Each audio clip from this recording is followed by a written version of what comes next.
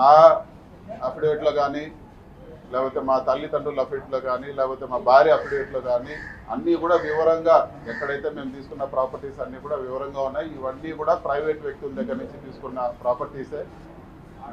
ఈ ఘటన గురించి నిజాలు రావాలని చెప్పి కూడా ప్రభుత్వం తరపు నుంచి కూడా ఈ ఘటన గురించి నిజాలు చెప్పాలని చెప్పి కూడా నేనే డిమాండ్ చేస్తా ఉన్నాను.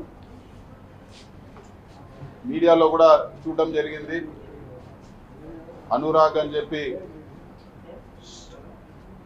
ఒక అనుమానితుడిని కస్టడీలోకి తీసుకున్నారని చెప్పి కూడా వాళ్ళ పేరెంట్స్ కూడా, అతను వాళ్ళ ఫ్యామిలీ అంతా కూడా మేము తెలుగుదేశం నాయకులు, మేము తెలుగుదేశం పార్టీకి సంబంధించిన వాళ్ళు, మా పిల్లోని అనవసరంగా పట్టుకున్నారని చెప్పి కూడా మాట్లాడుతున్నారని చెప్పి కూడా ఈ మీడియాలో కూడా చూడడం జరిగింది. ఇవన్నీ కూడా నిజాలు బయట రావాల్సి ఉంది. నేను ఇంకొకటి కూడా మీడియా మిత్రులు కానీ అందరిని కూడా నేను మనవి చేసేసామంటే, ఇవన్నీ కూడా వ్యక్తిగత ఆరోపణలు.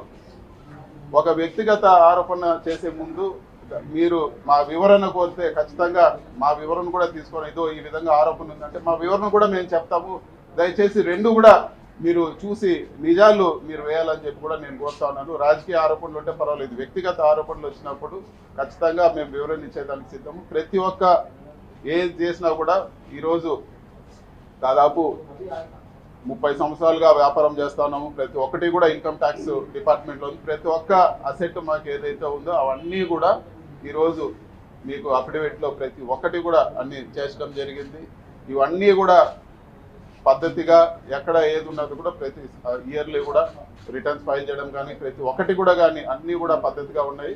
కాబట్టి ఏది అడిగినా కూడా మేము వివరణ ఇస్తాం. దాని తర్వాత మీరు ఖచ్చితంగా మీరు తప్పు ఉంటే అవన్నీ కూడా నిలదీయండి. లేకపోతే మీరు ఏ పేపర్లో వేసినా కానీ టీవీలో వేసినా కానీ అవన్నీ కూడా సమంజసమని చెప్పి కూడా నేను అడుగుతున్నాను. అదేవిధంగా ఈరోజు ఆరోపణ చేసే నాయకులందరూ కూడా ఫ్యాక్ట్స్ ఊరికే నోటికి వచ్చినట్లు ఇన్ని 100 ఎకరాలను 1000 ఎకరాలను ఏదంటే అది ఈరోజు మాట్లాడుతూ ఉన్నారు.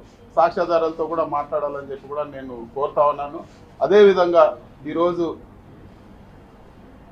గత 10 ఎలక్షన్లు, దాదాపు 10 ఎలక్షన్లు మా తండ్రి ఎమ్మెల్యేగా పోటీ చేశారు. నేను కూడా ఇది 3వ ఎలక్షన్ నేను ఎంపీగా రావడం జరిగింది. ఏ ఒక్కరు ఈ 10 ఎలక్షన్లు అధికారంలో ఉండి లేకపోని ఏ పరిస్థితుల్లో ఉండి ఏ ఒక్కరైనా కానీ ఎవరైనా కానీ ₹1 మేము ఎలక్షన్ ఫండ్ ఇచ్చినామనో, లేకపోతే ఎలక్షన్ పేరు చెప్పి మా దగ్గర ₹1 తీసుకున్నారని చెప్పో ఎక్కడన్నా నిరూపిస్తే కూడా ఈ రోజు నుంచి రాజకీయాలు వదిలేదని కూడా నేను సిద్ధమని చెప్పి కూడా చెప్తాను. ఈ ఎలక్షనే కాదు, 10 ఎలక్షన్లు మా నాన్నగారు పోటీ చేసినారు. ఏ ఎలక్షన్లో అయినా కానీ ఎవరైనా కానీ మా పార్టీ కానీ బయట పార్టీ కానీ ₹1 ఎలక్షన్ ఫండ్ ఎవరి దగ్గర ₹1 ఎలక్షన్ ఫండ్ తీసుకొని కూడా మేము పోటీ చేసింది కూడా లేదని చెప్పి కూడా నేను తెలియజేస్తా ఉన్నాను. కాబట్టి దయచేసి ఈ ఆరోపణలన్నీ కూడా, ఈ ఫస్ట్ లైన్ ఆరోపణలన్నీ కూడా వ్యక్తిగత ఆరోపణలు చేసే ముందు ఖచ్చితంగా మా వివరణ తీసుకోవాలని చెప్పి కూడా నేను మీడియా మిత్రులు కోరుతా ఉన్నాను.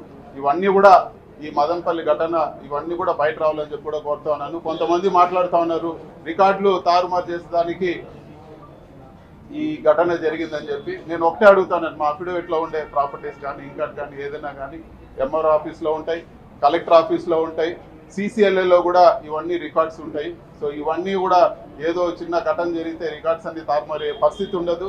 నన్ను అడిగితే నేనే ఇవ్వడానికి సిద్ధంగా ఉన్నాను. మీకు ఏ కావాలన్నా కూడా నేను వివరించేదానికి సిద్ధంగా ఉన్నానని చెప్పి కూడా నేను తెలియజేస్తాను. ఇవన్నీ కూడా కుట్రపూరితంగా ఇమేజ్ దెబ్బతీయాలి, పేరు ప్రతిష్టలు భంగం కలగాలని చెప్పే విధంగా ఇవన్నీ కూడా ఈరోజు ఈ ఆరోపణలు కానీ ఇవన్నీ కూడా ఒక పద్ధతి ప్రకారం చేస్తూ ఉన్నారు. ఈ కొన్ని రోజుల ముందు చూసాం, ఒక ఆయన వచ్చి ఎర్రచందనము వ్యాపారం చేశారని నేను గట్టిగా అడిగాను, సాక్ష్యాధారాలు చూపించండి లేకపోతే క్షమాపణ చెప్పండి. ఇప్పుడు వరకు జవాబు లేదు. అదేవిధంగా ఈ ఆరోపణలు కూడా పసలేని ఆరోపణలు అని చెప్పి కూడా ఈరోజు నేను తెలియజేస్తున్నాను. ఇక మీదట ఎవరు ఇలాంటి వ్యక్తిగత ఆరోపణలు ఇలాంటి దారుణమైన ఆరోపణలు చేస్తే ఖచ్చితంగా డెఫమేషన్ సూట్ వేసి న్యాయంగా వాళ్ళపైన చర్యలు తీసుకుంటానని చెప్పి కూడా నేను తెలియజేస్తాను.